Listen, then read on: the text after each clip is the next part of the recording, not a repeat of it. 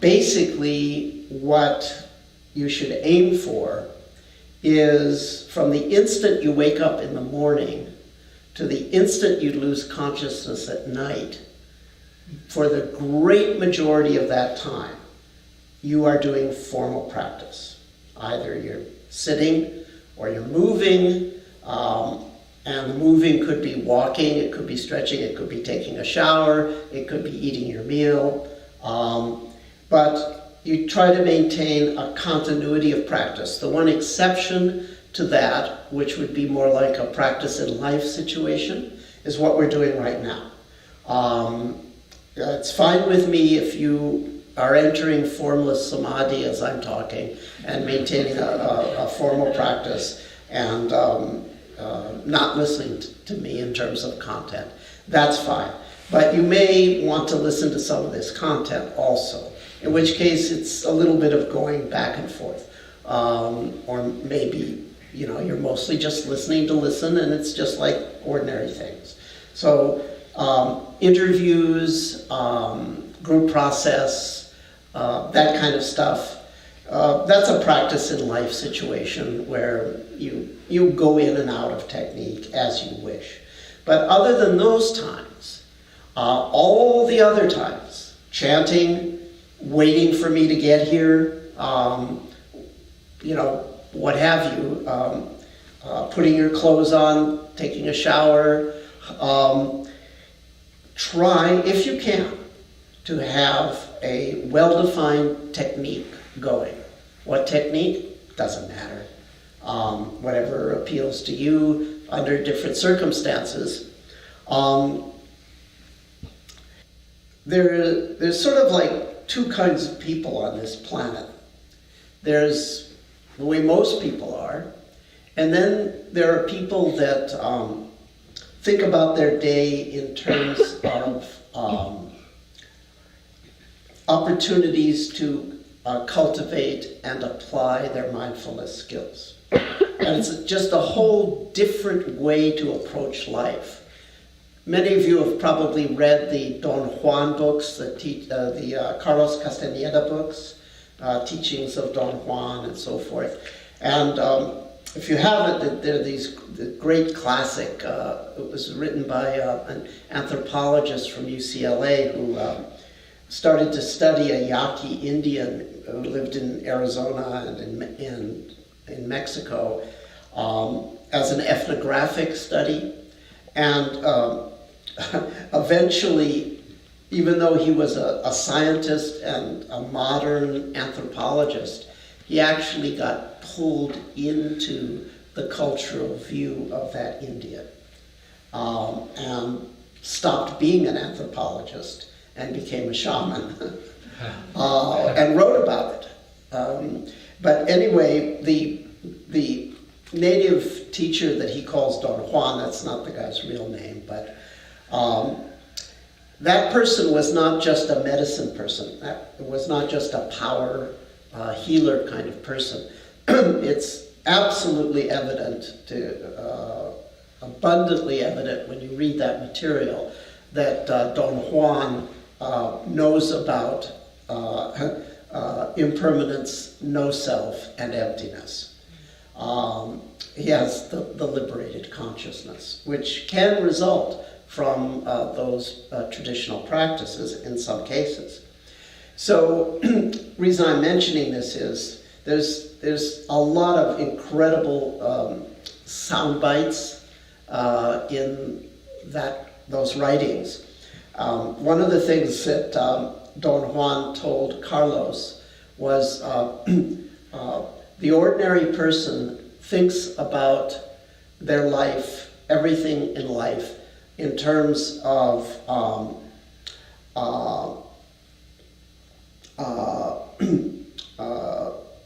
what was the exact phrase that was used?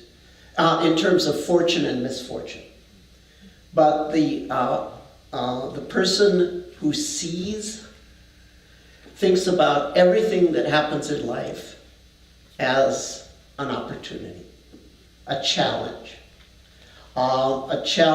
to apply and develop a certain consciousness. So becoming that kind of person that sort of thinks of life that way. You can still acknowledge fortune and misfortune, but the day is more or less about cultivation. So that's really desirable. It's really desirable to become that kind of person. One of the Zen masters said that the average person is used 24 hours a day, but the person of Zen uses 24 hours a day. So on retreats, it's good if, other than the few times that we're sort of talking and interacting and that kind of thing, other than that, I would strongly encourage you to attempt unbroken formal practice. So basically, the whole day is just one practice, period. I did a 2-month retreat many years ago with U Pandita, who was Mahasi Sayadaw's sort of heir apparent. And this is a traditional Mahasi retreat. Some of you have done those kinds of retreats. You know, everything, and I mean everything, is done in slow motion. And there's almost a little bit of one-upmanship.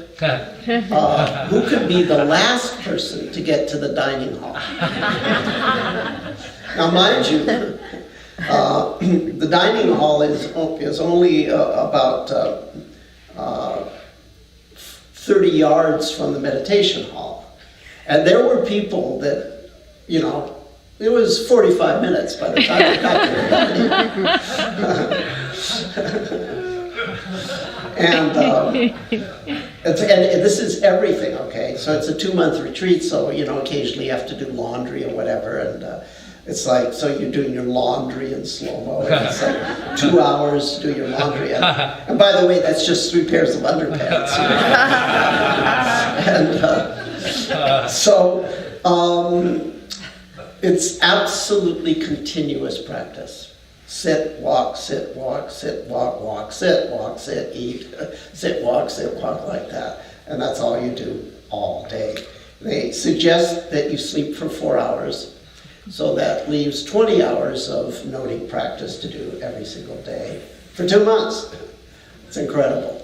So just try to, as I say, try to keep things going and be that person that sort of strategizes. Okay, chanting. How am I going to focus?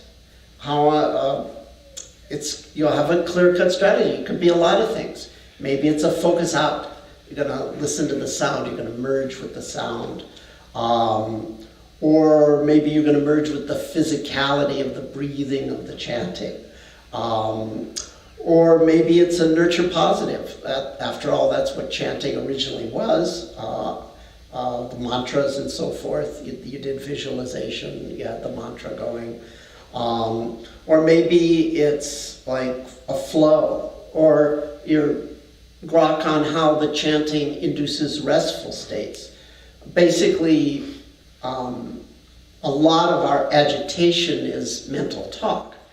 And either an internal or an external chanting kind of thing, the mental talk tends to go in all different directions. But if you set up a kind of rhythm in talk space where you're going Om Mani Padme Hum, Om Mani Padme Hum over and over again. So what that rhythm does is it's like a comb. If your mind is like hair that wants to be a bad hair day and go in all directions, but you're constantly combing through it these tines of Om Mani Padme Hum, these syllables, right? They make it difficult for the mind hair to fly in all different directions. Tends to induce a hear-rest experience, relatively. Even when your mind is wandering during chanting, you'll notice it can't wander as fast or as big. So you can like go into see rest, hear rest, feel rest, or you can go into flow states. There's a lot of possibilities. Those of you that are familiar with the range of techniques.